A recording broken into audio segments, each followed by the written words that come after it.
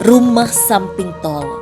Begitulah warga mengenal rumah yang sudah hampir 6 tahun dikosongkan ini, di mana pemilik sebelumnya merupakan salah satu pebisnis kaya yang tanpa alasan yang jelas menjual rumah tersebut hingga berpindah tangan ke pemilik kedua dan dibiarkan kosong. Tahun 98 lah, 99, kira-kira 5 tahun, 6 tahun ke belakang lah. Tadinya bos limbah itu yang punya ini. Tadinya tinggal sama keluarganya, berhubung usahanya lagi krisis gitu, lagi bangkrut, jadi dijual, dilempar rumahnya, dikosongin. Semenjak dibeli belum pernah ditempatin gitu.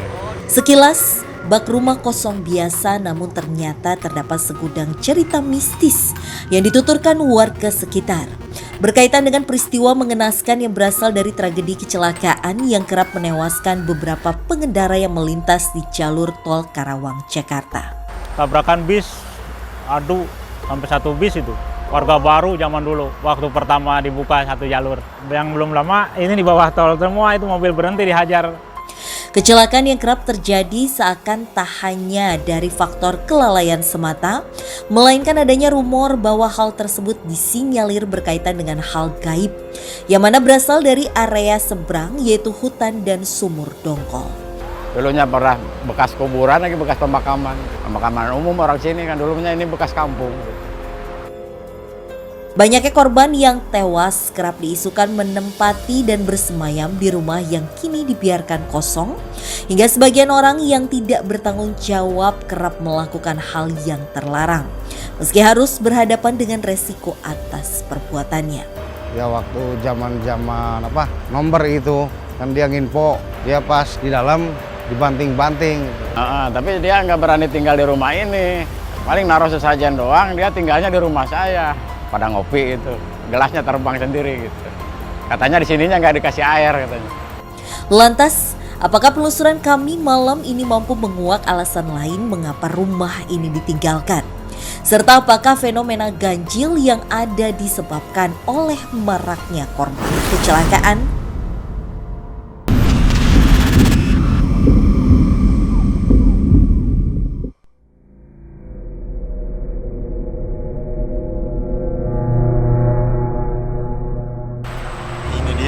Kayaknya rumahnya Kak Frisly yang memang sudah terbengkalai itu kurang lebih 5-6 tahun Kak Frisly. Oke. Dan kata warga sekitar sih memang pemiliknya itu orang kaya. Terus ditelantarin gitu aja rumahnya. Penelusuran pun kami mulai dengan melewati hutan di samping jalan tol yang mana merupakan satu-satunya akses menuju rumah tersebut. Coba boleh disenter ke arah sana? Ya.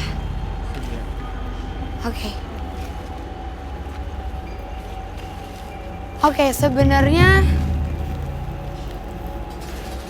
beda kekuasaan, beda mungkin ini di luar dari yang nanti akan kita bahas, tapi aku nggak ngerti ini akan ada kaitannya atau tidak.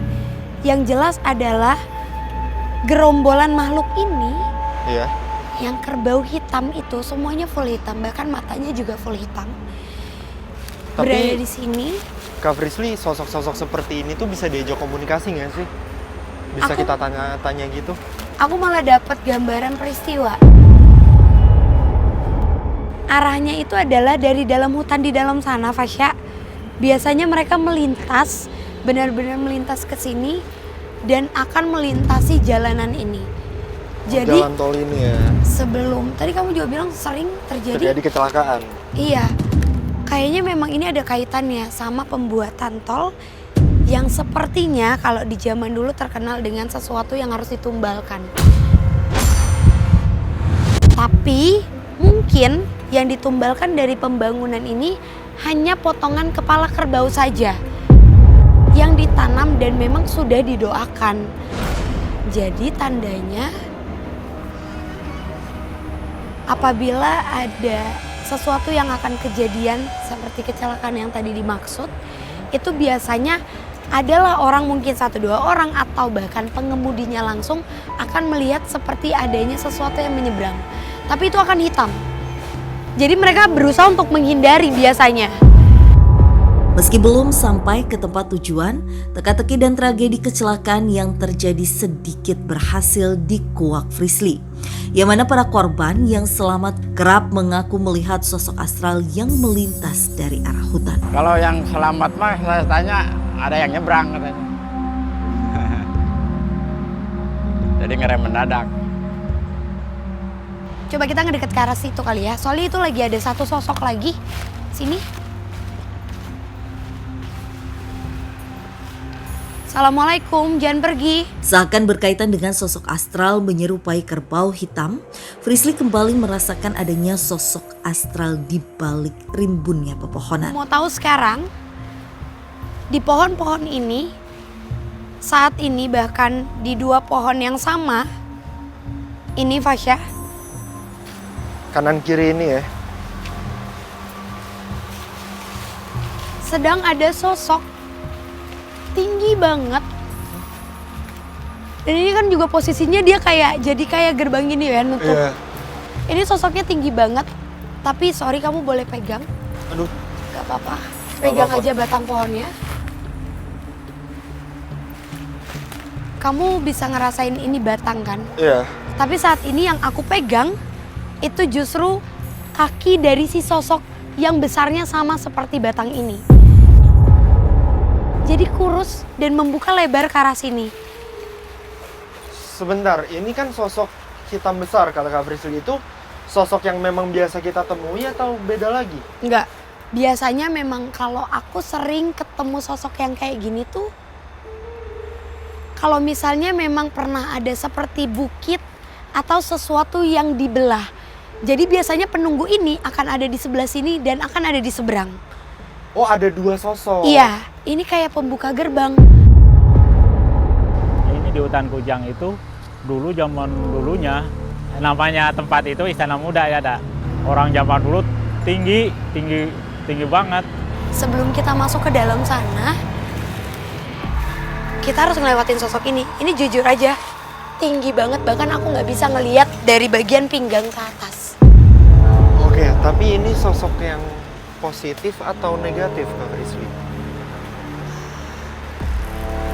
Kalau menurut aku ya, ini negatif dan ini juga salah satu sosok yang seringkali seperti menutupi bagian kaca kendaraan. Jadi kalau misalnya ada yang kecelakaan pada pagi hari atau apa kayak peristiwa yang aku dapetin,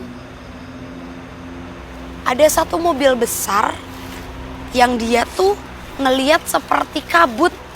Jadi jarak pandangnya tuh ketutup. Terus pas bener-bener sadar ternyata depannya tuh bener-bener mepet sama mobil. Pada saat dia membanting setir ternyata mobil yang di depan itu ikut ke bawah. Dan maaf tapi kondisinya itu mobilnya tuh udah kayak dari yang kayak gini jadi kayak gini Fasya. Karena memang kena ke beton juga dan menurutku itu seperti tabrakan beruntun yang disebabkan oleh makhluk-makhluk yang seperti ini.